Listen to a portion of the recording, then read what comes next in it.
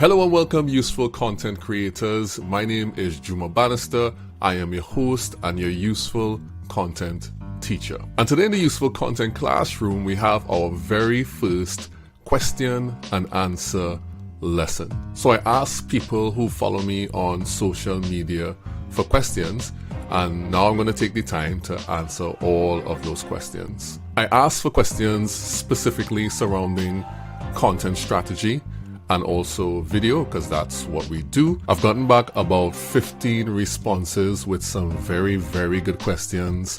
And unfortunately, I wouldn't be able to get to all of them today. Some of the questions were so good, I had to reserve them for me to do a full episode on. So we'll be getting to those bigger questions in the future. I got questions on podcasting. I got questions on content pillars. And I even got questions asking what are the biggest mistakes digital entrepreneurs make.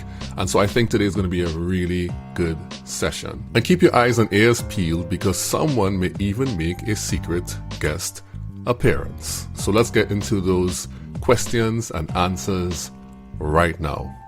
Here we go.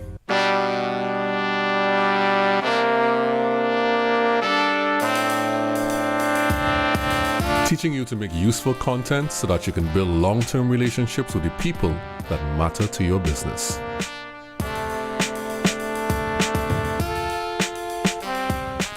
So the very first question I want to tackle from Rory Doon. Now Rory, I know your name, I'm seeing it in front of me, but I don't know how to properly pronounce it, so I'm not going to take that chance. So let's call you Rory HD. And Rory asks, which is more effective, short form or long form content? And like any responsible content marketer, I'm going to have to answer the most boring answer ever and say, it depends. And it mostly depends on who you are talking to and what stage of the customer journey they are at. And not so much who you're talking to from the perspective of the persona you should have developed for your marketing plans, but the who you're talking to in this instance really kind of refers to how does your audience like to consume content? Do they prefer short or long form content? And I'm also going to assume that you're referring to video here, because of course we could have short or long form audio and short or long form text, but I'm going to assume video here. And so an important part of knowing which one is more effective is knowing your customer very, very well. And that should be a standard thing in anybody creating any content strategy or creating any marketing, is talking to the customers to find out how they consume content, whether they prefer video or text or whatever it is. And then, of course, you have a ton of questions you could ask about your products or services for the people who have bought it already. But the main thing is finding out, how do your customers consume content? What are their habits like? And if you discover those things, then you'll know whether you should be using long form or short form. In addition to that, depending on certain demographics of your audience and specifically their age, that will determine whether or not they're more likely to like short form or long form content. Studies have shown, it's been proven, that younger people tend to want to consume shorter form content, and when you're slightly older, you go for the longer form content. So which one is better? You have to do your customer research to find out. I personally like both. I think they're both effective depending on what you want to do. But in your case, it has to be very specific for any client. It has to be very specific. And each person has a different reason or a different goal. And you have to know what those goals are and how you're going to navigate to those goals in order to know what type of content that you should make. So the boring answer is it depends. And while we're here, let me just talk a bit about the customer journey and the short form and long form content as well. So it's highly likely that in the start of the customer journey, when you're building awareness, because people don't really know you and they wouldn't want to sit down for a long time to consume your content, it might be better to make shorter form content, because top of funnel content is kind of like to grab the person to make them aware. So you might want to produce short form content for that. And that's better suited to building awareness in the customer journey, or what I like to call the what we do phase of the customer journey. So that could be used for short form content, as opposed to long form content, which is better suited to the consideration and the selling phase. Because by that time, if people are aware of you and they're in the phase of consideration, they might want to find out more. It's more likely that they would stick around for a longer form video if it's done well, if there's a good hook and a good setup and the body content is nice and is edited well, and then there's a strong call to action as well, that is the better way to do it. It's more likely that they're going to stick around for that if the content is done really well. And lastly, it also kind of depends on what you want to make. You don't want to try to make content that you're not ready for, and you might have to put extra effort in to do something that you don't like to make. So short form or long form, it depends on what you want to make. And I would say that long form actually is a lot more difficult. So in summary, it depends. Know who you're talking to and know what stage of the customer journey they are at. Okay, good question from Rory. Now, the second question is from Nikisha Mirage. Nikisha is one of my faithful followers on LinkedIn. Thanks for the question, Nikisha. She asks, how do I start a podcast, the beginner-friendly version? Well, I can safely say from my own experience and from hearing other people talk, I've had experts on my podcast talking about podcasts, and I can safely say that podcasts are a lot of work. Most people quit before they get to the 8th episodes. The stats are people quit around the 7th episode or so. So, the first question I would ask is, do you really need a podcast? That's the big question that I would ask. Some things go in style and out of style, and people jump on the bandwagon because they feel like they have to have this because everybody else has it.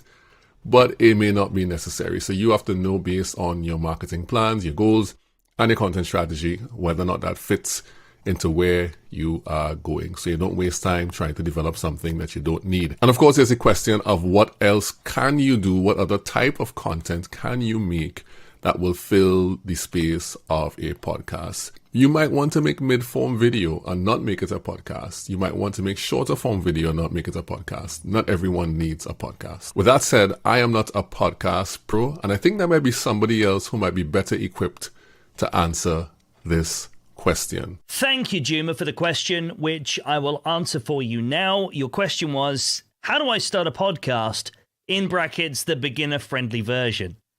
I love that somebody has identified that there is a beginner-friendly version of this, because it is a complex thing. Starting a podcast, you can go as deep with this or as simple with this as you like. Obviously, the better results come from when you have a long-term strategy and you do it properly. However, that's not to say there isn't value in doing it in the kind of, how do I get this out there as quickly as possible, as easily as possible, and potentially even for free, which I think this person is sort of angling towards. How I'd recommend you do it is you get yourself a plug-in USB dynamic mic. I recommend 2 microphones, the Samson Q2U, SAMSON Q2U, or the Rode USB pod mic, which is a little bit more expensive, but it is a podcast-specific microphone. It's been designed for that purpose. In terms of getting that content out there, I wouldn't recommend this to my clients, honestly. It's not the way I would go. However, if you are looking to keep this as simple and as easy and as cheaply as possible, then Spotify for Podcasters. This is Spotify's own podcast hosting platform. It used to be known as Anchor. It now has Riverside built into it, so that covers your recording content as well. That's what I would do. That then takes care of your Spotify hosting, your Apple Podcast hosting, and then all the offshoot apps that come from that as well. Amazon Music as well. You can send that RSS feed that Spotify for Podcasters can create for you. I don't believe it does it by default. It's been a while since I went into the tool, but you might have to tell it to create an RSS feed for you so that it's available in all the other apps as well. Hopefully that helps you. Again, I wouldn't recommend this path for my own clients if they want to make sure that their podcast is successful and has long-term appeal. However, if you just want to have a bit of a play and a bit of a dabble and learn a little bit from maybe creating a few episodes to start you off, that would probably be the way that I would recommend you go about doing it. I hope that helps. If you didn't recognize him, that was Neil Velio from Podnose Podcasting.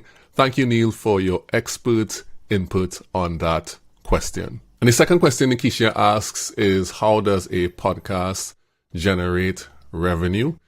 I don't know that many people even generate revenue from their podcasts, But I know some of the bigger names out there, you can have things like sponsorships. You could have things like ads running on your podcast if you live in particular parts of the world. You could have affiliate stuff as well going on. So your podcast really is a place that you can send people to other places so that you can generate money from those places. The podcast itself might not generate money directly. There are very few people who are downloaded enough, well-known enough, who have enough traction to place ads and place different things inside of their podcasts in order to generate money from directly. And there are very elite few that podcast platforms pay them to be on there, and we all know them by name. So generating money from a podcast directly, I don't think it's an option for a lot of people, although there are other options around that you can take in order to get money from the content that you're making. All right, on to the next question.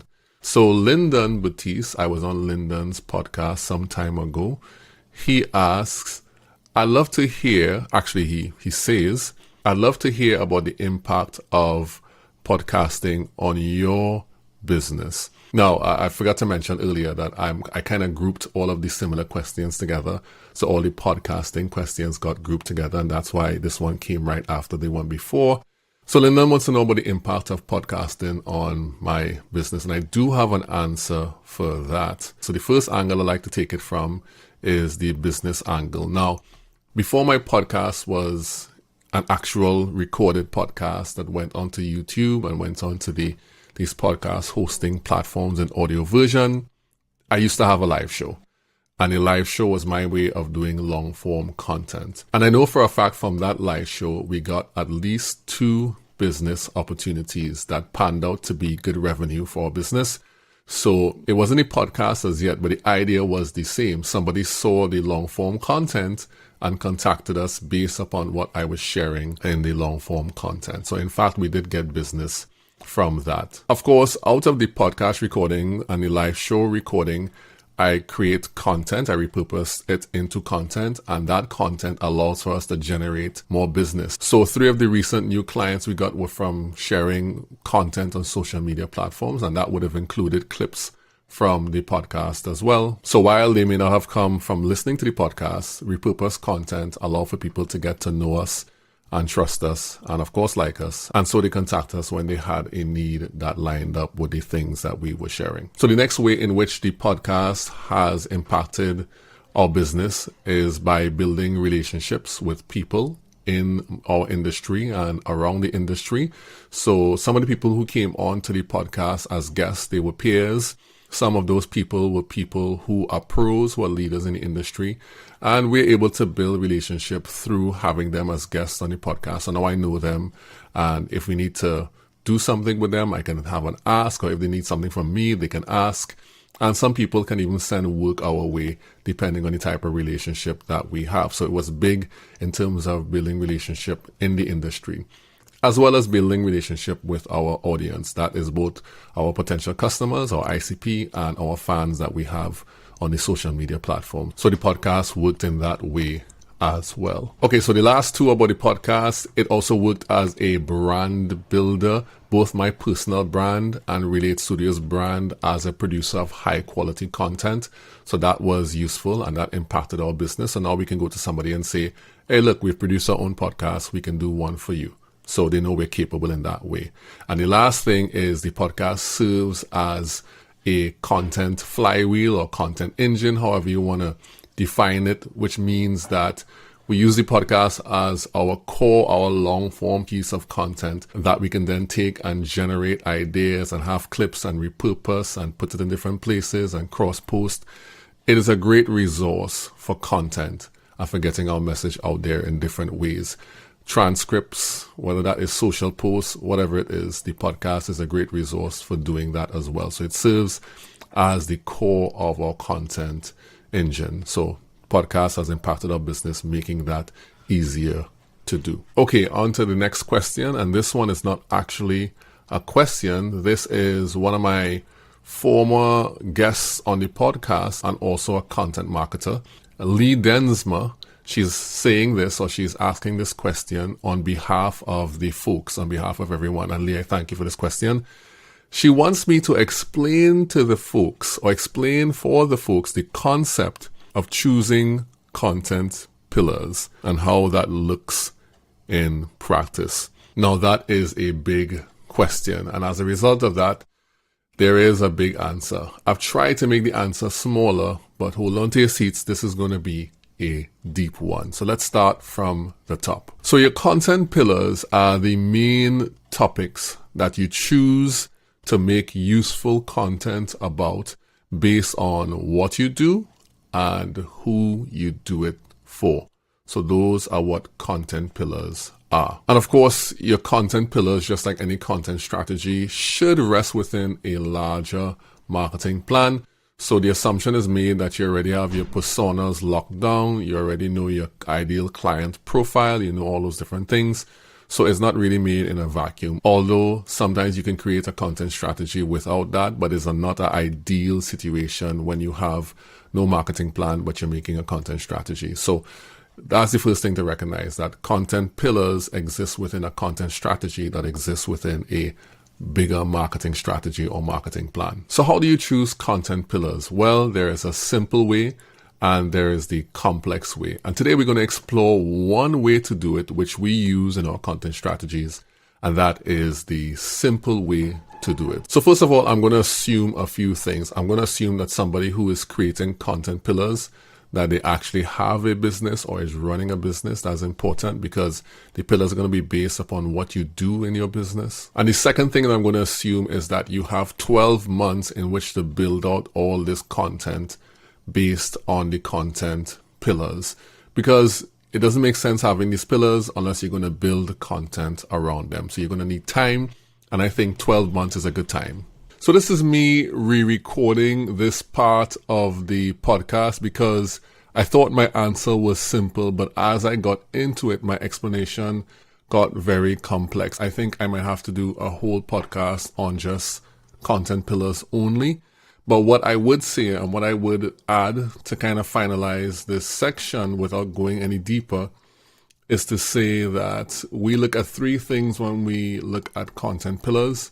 The three things are the current profitability of the particular service that will serve as a topic, the growth revenue potential of the particular service that will serve as a topic, and we look at what is the most fulfilling work about those particular topics. So what is the thing that the company actually wants to do? What's the thing that they want to get deeper into?